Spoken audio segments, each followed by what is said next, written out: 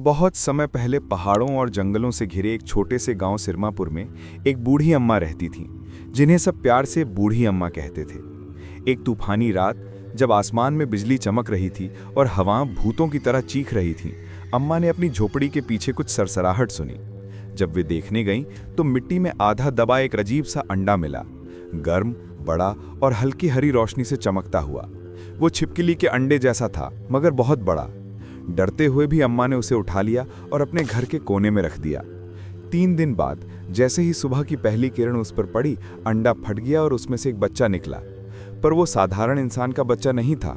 उसकी सुनहरी आंखें थीं, त्वचा पर हल्की हरी चमक थी और उंगलियां लंबी व लचीली थीं। लेकिन डरने के बजाय अम्मा के दिल में ममता उमड़ आई। उन्होंने बच्चे को सीने से लगाया और कहा, अब तुम मेरा बेटा है। उन्होंने उसका नाम रखा आरुष। समय बीतता गया और आरुष बड़ा हुआ, अजीब मगर नेक दिल। वो दीवारों पर छिपकली की तरह चढ़ सकता था, अंधेरे में देख सकता था और बिना आवाज किए चल सकता था। अम्मा उसे अक्सर घर में ही रखती, क्योंकि उन्हें डर था कि गांव वाले उसे देखकर डर जाएंगे।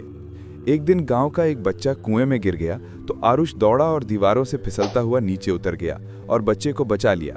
मगर जब गांव वालों ने उसे देखा तो सब चिल्ला उठे, दानव, राक्षस। डरी हुई अम्मा उसे घर खींच लाई। रात को जब आरुष ने आईने में खुद को देखा तो बोला, मैं कौन हूं? अम्मा ने कांपती आवाज में सच बताया कि वो उस अंडे से पैदा हुआ था जो जंगल के पास मिला था। भ्रमित और दुखी आरुष जंगल की ओर भागा और एक पुराने सूखे कुएं के पास पहुंचा। जब उसने उसमें झांका तो नीचे से हरी रोशनी उठी और एक गहरी आवाज आई, आरुष, तू अकेला नहीं है, तेरे जैसे और भी धरती के नीचे रहते हैं, घर लौटा। तभी उसके दोस्त करण और मीरा वहां पहुंचे। करण बोला, अगर तू नीचे जा रहा है तो मैं भी साथ चलूंगा। मीरा ने कहा, तू कभी अकेला नहीं रहेगा। वे तीनों अम्मा के पास लौटे। अम्मा ने अपने गले से एक पवित्र ताबीज उतारकर आरुष के गले में बांध दिया और बोली, जब ये चमकेगा समझना मैं तेरे साथ हूं।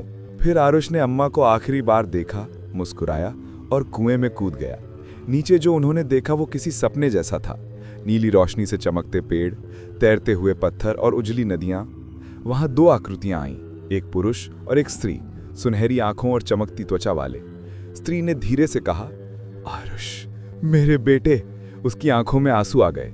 वो अपने असली माता पिता राजवंत और लिनारा से मिला, जो अधोभूमिलक नामक भूमिगत राज्य के शासक थे। उन्होंने बताया कि बहुत पहले इंसानों ने उनके जैसे जीवों पर हमला किया था और बचे हुए लोग धरती के नीचे आकर इस गुप्त दुनिया में बस गए थे। अपने बच्चे को बचाने के लिए उन्होंने उसे जादुई अंडे में रखकर सतह पर भेजा था।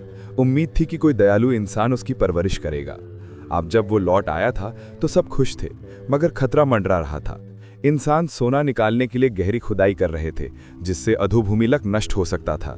राजवंत बोले, आरुष, केवल तू ही दोनों दुनियाओं को जोड़ सकता है। आरुष, करण और मीरा फिर ऊपर लौटे ताकि इंसानों को चेतावनी दे सकें। लेकिन गांव अब बदल चुका था। बड़ी बड़ी मशीनें जमीन चीर रही थीं और लालच हवा में भरा था।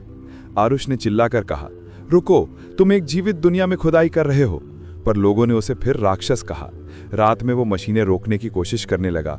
तभी जमीन कांपी और कुआं हरी रोशनी से फट पड़ा। दोनों दुनियाओं की सीमा टूट गई और अधोभूमिलक के सैकड़ों जीव बाहर आ गए, कुछ डरे हुए, कुछ क्रोधित। गांव वाले चिल्लाए, दानव, राक्षस। लेकिन आरुष दोनों के बीच खड़ा हो गया और बोला, नहीं, ये दानव नहीं है, ये भी धरती के जीव हैं, ये भी हमारे जैसे हैं। तभी उसका ताबीज तेज चमकने लगा। सब शांत हो गए। इंसानों ने हथियार नीचे कर दिए, प्राणियों ने गर्जना बंद कर दी। कुएं से राजवंत और लिनारा ऊपर आए और बोले, हम तुम्हारे दुश्मन नहीं हैं, हम भी इसी धरती की संतान हैं। तभी आसमान से नीली बारिश बरसने लगी और धरती ने जैसे राहत की सांस ली। उस रात इंसानों और अधोभूमि के जीवों के बीच एक वचन हुआ, अब दोनों मिलकर इस धरती को बांटेंगे। आरुष को नाम मिला धरती पुत्र, वो जिसने 2 दुनियाओं को जोड़ा। जब बूढ़ी अम्मा का देहांत हुआ तो कुएं से हरी रोशनी उठी, जैसे उनका आशीर्वाद फिर से आरुष तक लौट आया हो।